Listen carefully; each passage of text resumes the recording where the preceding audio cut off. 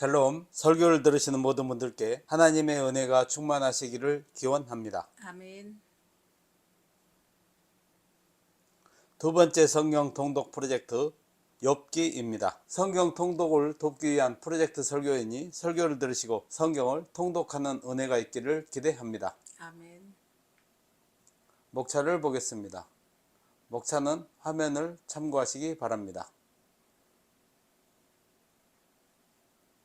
성경의 파노라마, 성경 개관과 성경의 분류도 화면을 참고하시기 바랍니다. 욥기는 구약의 18번째 책이자 시가서의 첫 성경입니다. 욥기 관련 주요 연대표를 보겠습니다. BC 2091년 아브라함이 가나안으로 이주합니다.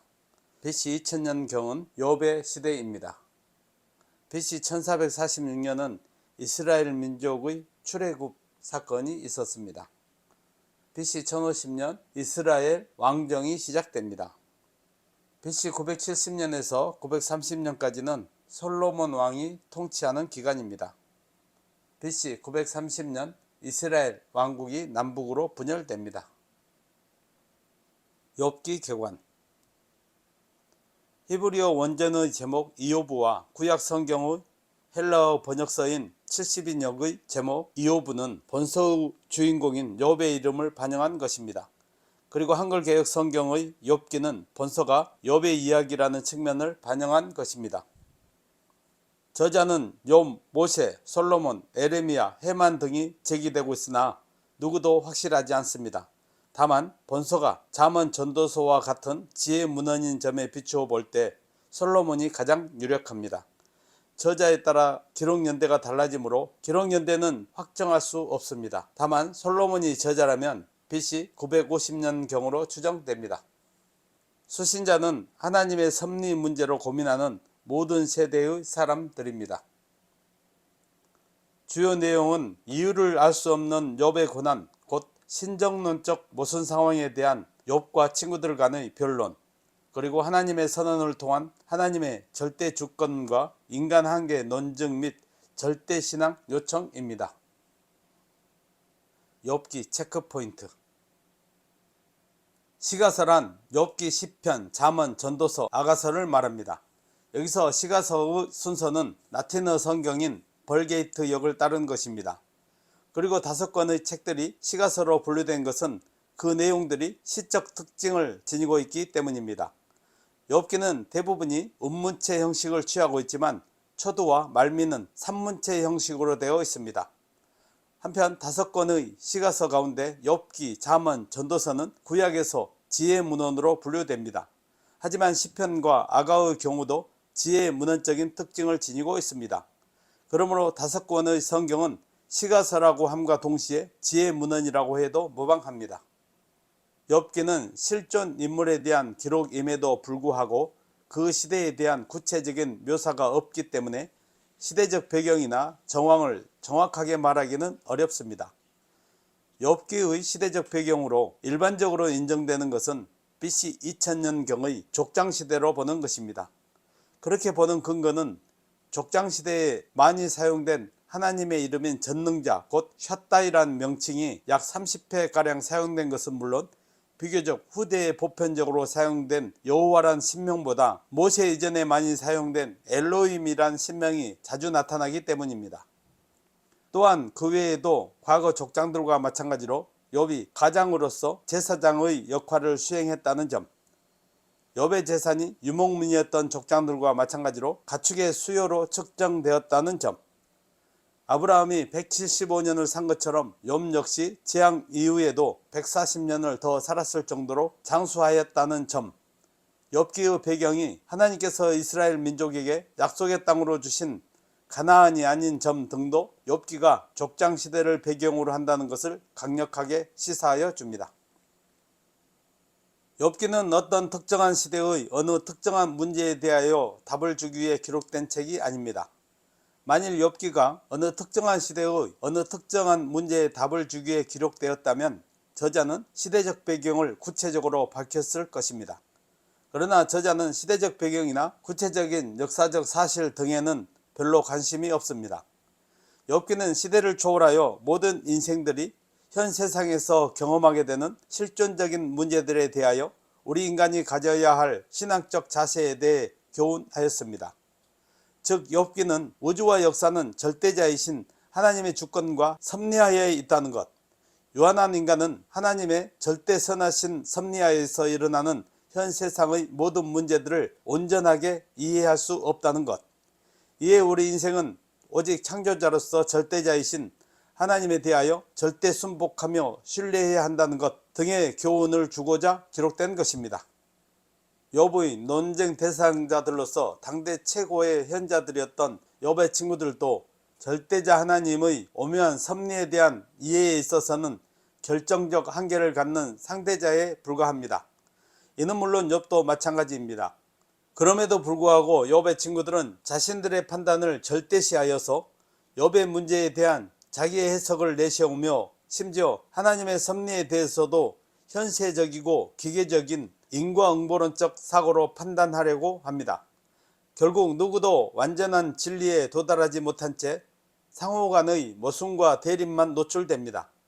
이에 하나님이 등장하셔서 하나님의 절대 주권을 선언하시며 하나님의 통치와 섭리는 결코 유한자인 인간의 기준으로 이해되거나 제한될 수 없음을 선언하시자 욥을 유시한 모든 변론자들이 순복하게 됩니다. 그리하여 인생은 초월자요 창조자이신 하나님 앞에서 자신의 유한한 사고로 그분의 무한한 섭리를 판단하기 전에 하나님의 절대 주권을 인정하고 궁극적으로는 하나님께서 정의와 진리를 실현하실 것을 믿으면서 순복하는 것만이 바른 자세라는 욥기의 근본 주제로 귀결됩니다. 욥기 내용 분해. 욥기는 어느 한 특정 주제에 대하여 여러 인물들이 등장하여 각각 자기의 의견을 반복하여 진술하여 마침내 총체적 진리가 제시됨으로써 독자 및 청중으로 하여금 주제에 대하여 깊이 각성하게 하고 또한 그 과정에서 문학적 즐거움을 느끼게 하는 전형적인 고대 대화체 극시 형식의 지혜문학입니다. 욥기는 발단, 전개, 절정, 결말의 구분이 뚜렷할 뿐 아니라 각 부분의 논지 또한 매우 선명하게 부각됩니다. 욥기를 극시적 구성에 따라 내용을 구분하여 보면 제1, 2장의 발단, 제3장에서 37장의 전개, 38장에서 42장 6절의 절정, 42장 7절로 17절의 결말로 구분됩니다. 발단 1, 2장은 동방의 의인 욥의 소개와 극심한 고난 가운데 처하게 된 욥, 곧 천상에서 이루어진 하나님과 사단 간의 두 번에 걸친 회의와 그로 말미암아 지상에서 일어난 두 번에 걸친 욥의 재난에 대하여 다룹니다. 전개 3장에서 37장은 욥이 겪는 고난의 원인과 관련한 욥과 그의 세 친구 사이의 3차에 걸친 격렬한 논쟁과 엘리후가 등장하여 변론을 중지하는 내용을 다룹니다. 절정 38장 1절로 42장 6절은 하나님의 계시로서 마침내 하나님께서 등장하셔서 계속 공전되고 있는 인생들 사이의 모든 논쟁을 중단시키는 내용으로 되어 있습니다.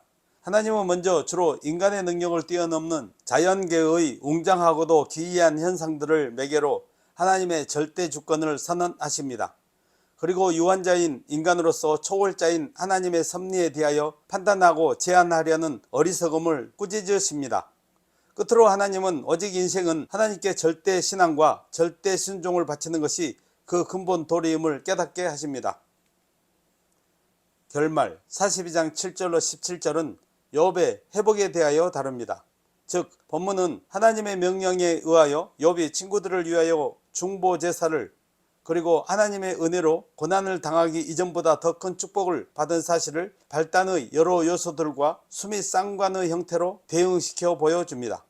이것은 결국 인생은 하나님의 섭리를 완전히 이해할 수 없으나 하나님께 절대 순복할 때 온전한 축복을 누릴 수 있음을 보여주는 것입니다. 징검다리 설교. 제목 욥의 냉소가 주는 교훈. 본문 욥기 12장 1절로 6절. 같이 한번 읽어보겠습니다. 욥이 대답하여 이르되 너희만 참으로 백성이로구나. 너희가 죽으면 지혜도 죽겠구나. 나도 너희같이 생각이 있어 너희만 못하지 아니하니 그 같은 일을 누가 알지 못하겠느냐. 하나님께 불러 아뢰어 들으심을 입은 내가 이웃에게 웃음거리가 되었으니 의롭고 온전한 자가 조롱거리가 되었구나. 평안한 자의 마음은 재앙을 멸시하나 재앙이 실족하는 자를 기다리는구나. 강도의 장막은 형통하고 하나님을 진노하게 하는 자는 평안하니 하나님이 그의 손에 후히 주심이니라. 아멘. 징검다리 설교 본문의 맥락. 제 11장에서 14장은 욥과 세 친구들 간의 제1차 논쟁의 마지막으로 나아마 사람 소발의 변론과 욥의 답변을 다루고 있습니다. 이 중 제 11장은 소발의 제1차 변론을 기록하고 있으며 그에 이어지는 제 12장에서 14장은 욥의 답변을 기록하고 있습니다. 특별히 제 12장은 욥이 자신도 친구들 이상으로 하나님에 대한 지식을 소유하고 있음을 주장하는 내용입니다.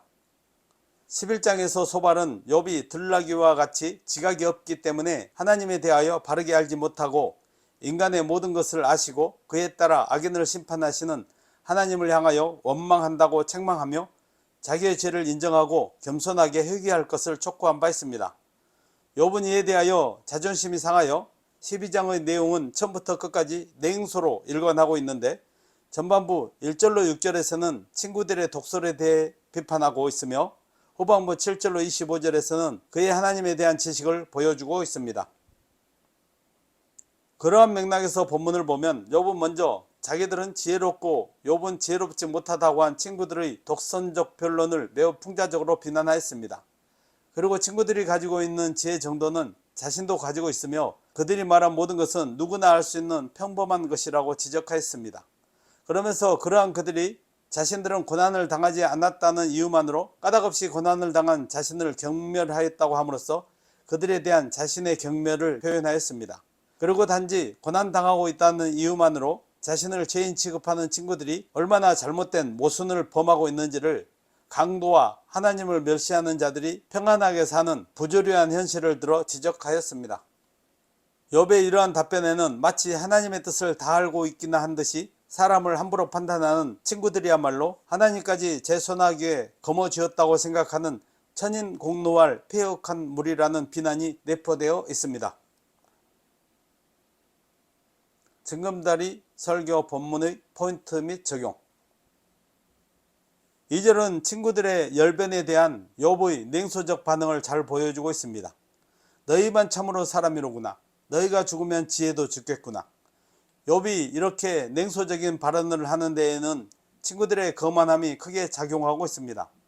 앞으로 돌아가서 살펴보면 친구들의 어투는 욥을 마치 죄인 다루듯 하는 거만함이 곳곳에 배어 있음을 알 수 있습니다.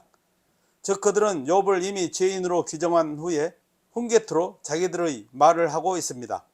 그것도 모자라 강압과 무시로 일관하고 있습니다.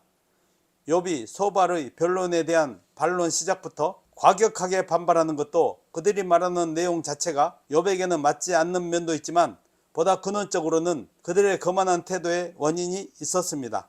말하자면 그들의 거만한 어투로부터 욥은 심한 모멸감을 느낀 것입니다. 적용을 해보겠습니다. 사람은 일단 모멸감을 느끼고 나면 그 말이 맞고 틀리고를 떠나서 그 말에 귀를 기울이지 않게 되어 있습니다. 욥이 인격적으로 훌륭한 사람이라도 죄 없는 자신을 고압적 자세로 중재인 다루듯 하는데 거기에 강하게 반발하지 않을 수 없었습니다. 따라서 우리는 상대가 아무리 잘못한 것 같고 중재인인 것 같아도 자기 우월 의식에 빠진 거만함으로 함부로 사람을 죄인으로 규정하고 정죄해서는 안 됩니다. 아멘. 하나님께서는 그와 같은 권리를 우리에게 위임한 바가 없습니다. 그가 정말 중죄인일지라도 그를 판단하시고 거기에 상응한 대우를 하실 분은 하나님이시지 우리가 아닙니다. 아멘. 우리 주님은 그 자신이 하나님이셨음에도 불구하고 한 번도 죄인들 앞에서조차 그들을 함부로 판단하거나 정죄하시지 않았습니다.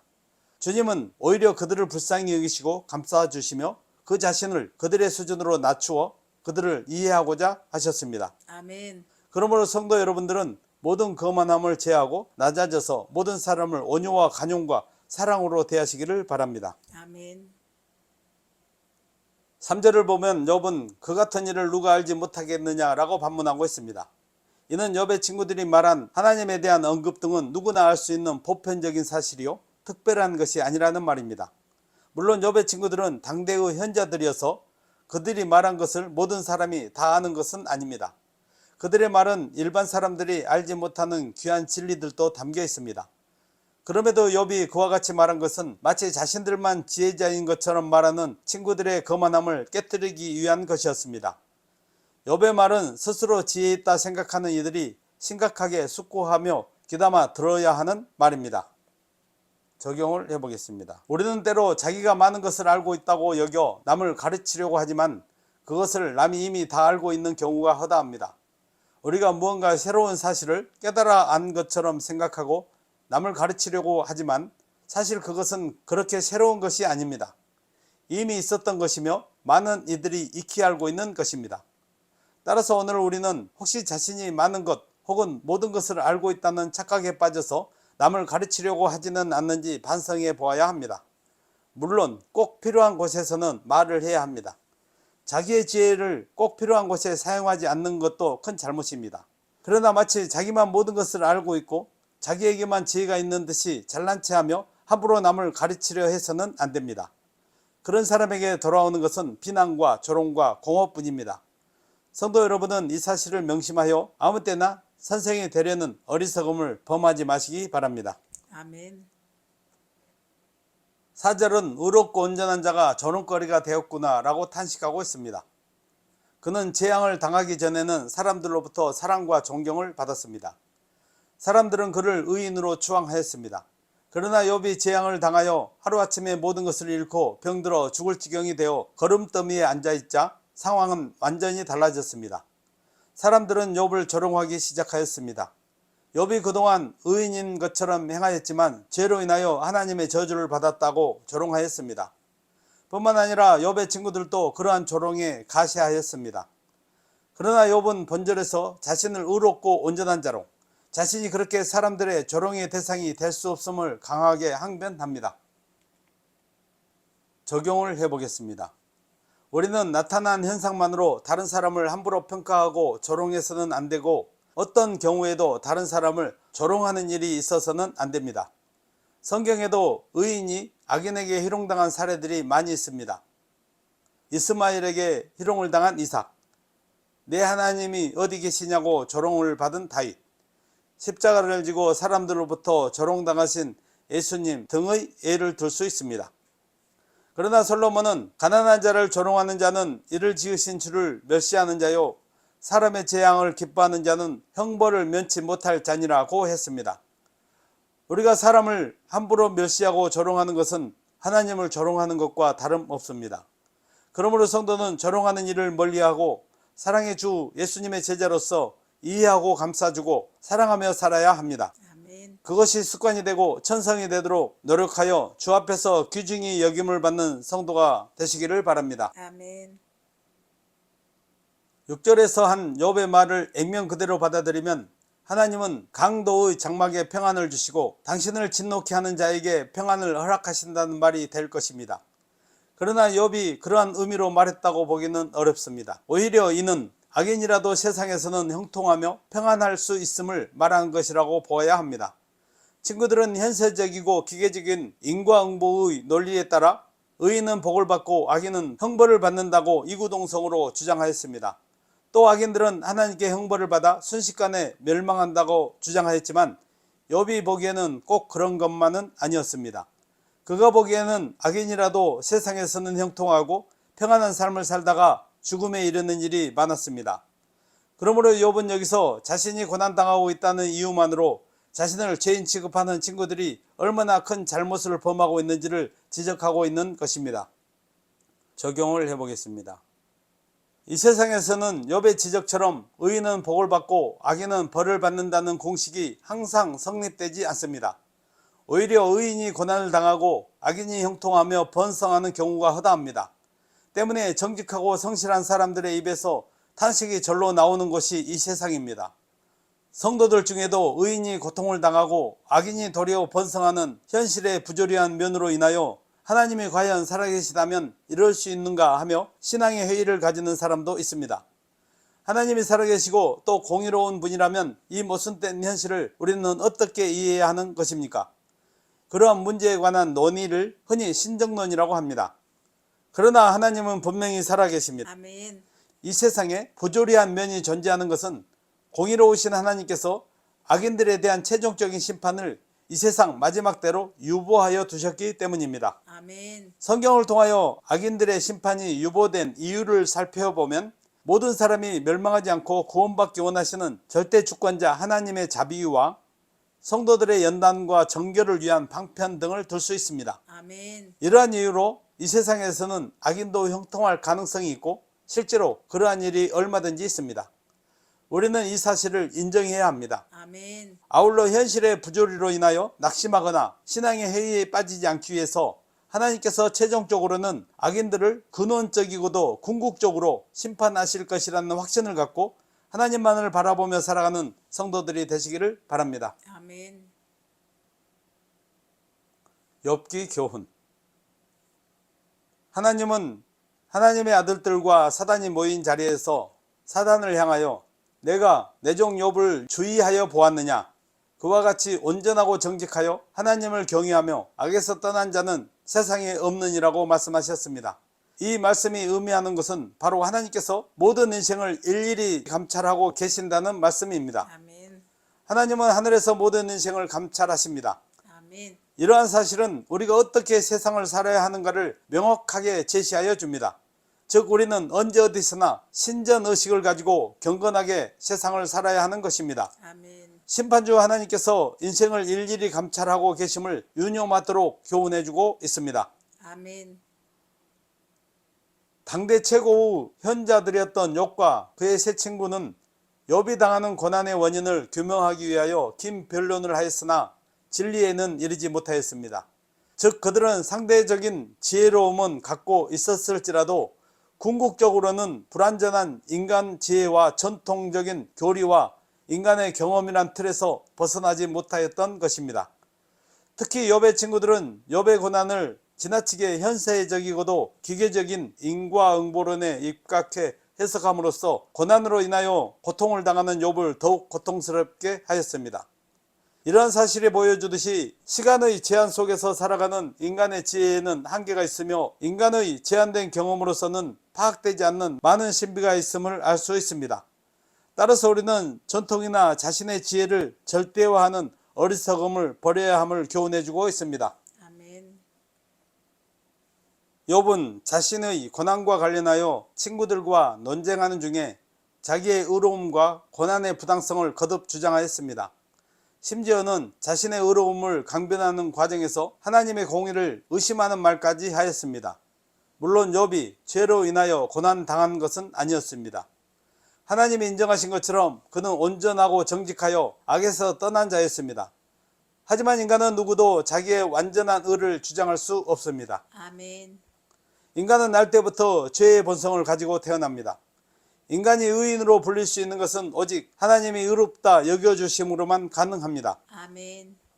이를 위하여 우리 주 예수 그리스도께서 이 땅에 인간의 육신을 입으시고 오셔서 인류의 죄를 십자가에서 대속하신 것입니다. 아멘. 그러므로 우리는 예수 그리스도를 떠나 자신의 의로움을 자랑해서는 안 됩니다. 아멘. 아울러 우리는 자신이 죄성에 오염되어 있어서 언제든 죄를 범할 가능성을 지니고 있음을 알고 더욱 죄를 경계하는 삶을 살아야 함을 교훈해 줍니다. 아멘. 욥의 친구들의 변론 내용의 핵심은 인과응보입니다.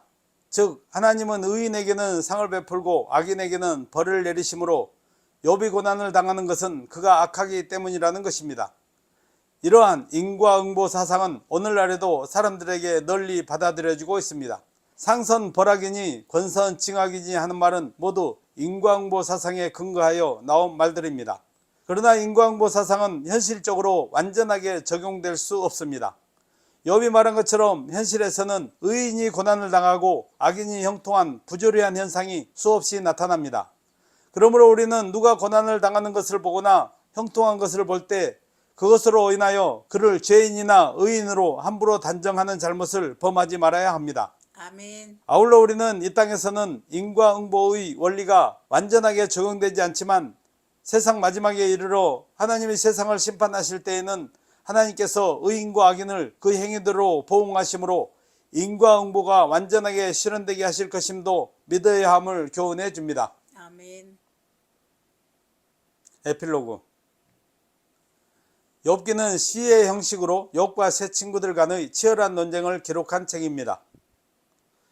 욥기 분량은 42장 43쪽 정도로 90분 정도면 한번 읽을 수 있습니다. 여러 번 통독해서 하나님의 절대 주권과 섭리를 깊이 깨달을 수 있기를 바랍니다. 아멘. 말씀을 정리하고 마치겠습니다. 욥기에서 우리는 이유를 알 수 없는 욥의 고난, 곧 신정론적인 모순 상황에 대한 욥과 친구들 간의 변론은 치열하지만 결론이 나지 않는 것을 보았습니다. 그런데 마지막에 등장하신 하나님의 선언은 하나님의 절대 주권에 대하여 인간의 절대 신앙이 정답이라고 합니다. 그러므로 성도 여러분들은 이제 하나님의 절대 주권과 섭리에 대하여 절대 신앙하는 믿음으로 최후 승리를 얻으시기를 바랍니다. 아멘. 설교를 들으시는 성도 여러분들은 하나님의 말씀을 읽고 듣고 지키는데 더욱 강하고 담대하시기를 바랍니다. 아멘. 하나님의 절대 주권과 섭리에 절대 순종하는 믿음으로 승리하시기를 주의 이름으로 간절히 축원합니다. 아멘. 아멘.